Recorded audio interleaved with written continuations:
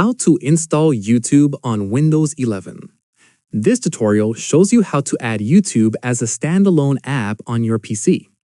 First, open any web browser on your Windows 11 computer, like Chrome, Edge, or Firefox. After that, go to youtube.com in the address bar. From there, look at the right side of the URL bar at the top. At this point, you'll see a small download or install icon that looks like a computer with an arrow. In the next step, click on this install button to begin installation. Following this, a pop-up will appear asking if you want to install YouTube.